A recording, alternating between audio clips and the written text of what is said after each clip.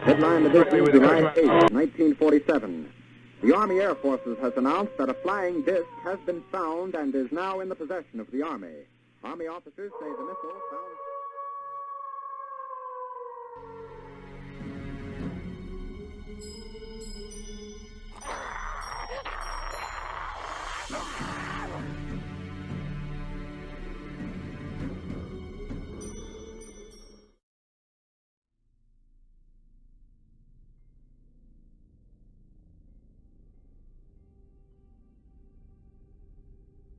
A very peculiar series of events began in February of 1972, when an 11-year-old boy, Colin Robson, and his younger brother Leslie were weeding their parents' garden at their home in Hexham, Northumberland, England, when they unearthed two carved stone heads.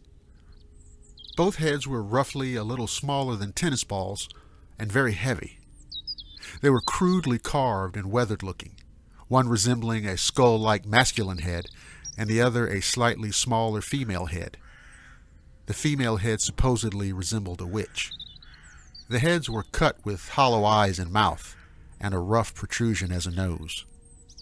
Shortly after the boys had taken their heads into their house, a number of peculiar incidents began to occur.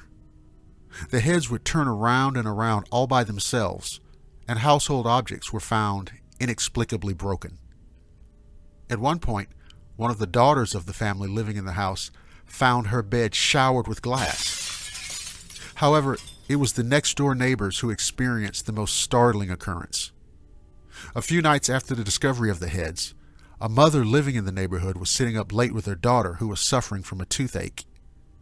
She and her daughter saw what they described as a half-man, half-beast enter the room. They both screamed, and the husband came running from another room to see what all the commotion was about. By this stage, however, the beast had walked off down the stairs. It could reportedly be heard padding down the stairs as if on its hind legs. The front door was found open, so it was presumed that the creature had left the house that way. Soon after this incident, a doctor who had studied the Celtic culture and had written several books on it took possession of the stone heads to study them. She had several other heads that were similar, and she was certain that the Hexham heads were Celtic and around 1800 years old.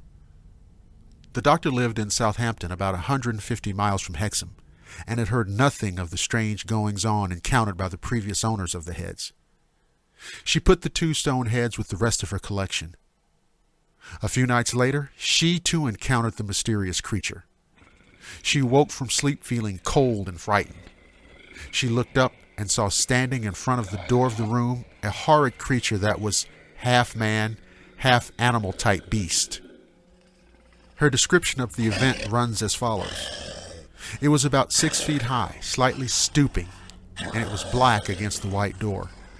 And it was half animal and half man.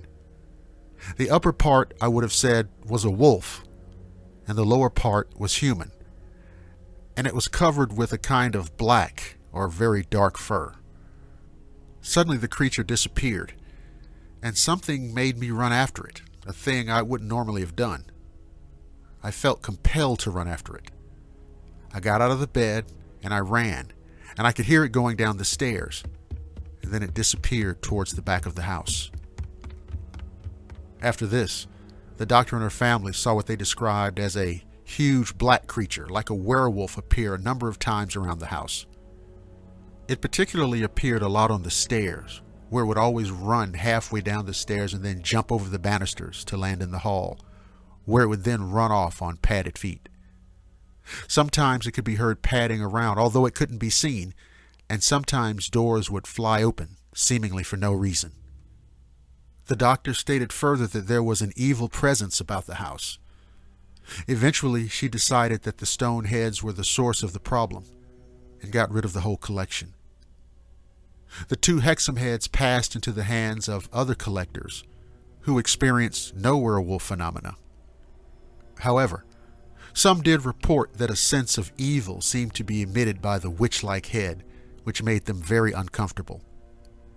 Eventually, the heads became untraceable, and their current whereabouts is unknown. One of the strange additions to the mystery was the claim by the previous owner of the house in Hexham where the heads were discovered that he had in fact made the heads as toys for children in 1956 and that they'd been lost in the garden. According to him, the heads were not Celtic at all, but only around 20 years old when they were found. Apparently, there were a series of tests done on the heads, including examinations at Southampton and Newcastle universities, all of which resulted in a flurry of contradictory explanations, theories, and conjecture. Of course, no one should be surprised that the heads subsequently disappeared and have never been seen again. Therefore, as is so often the case with such things, we are left yet again with another mystery. Thank you for listening to the Shadowland radio show. If you're listening on the Blackwater Media YouTube channel, don't forget to like, subscribe, and share. You can also listen at blackwatermedia.net and the Blackwater Media Facebook page. I'm Dr. William Lester, and I promise to see each and every one of you again on the flip side.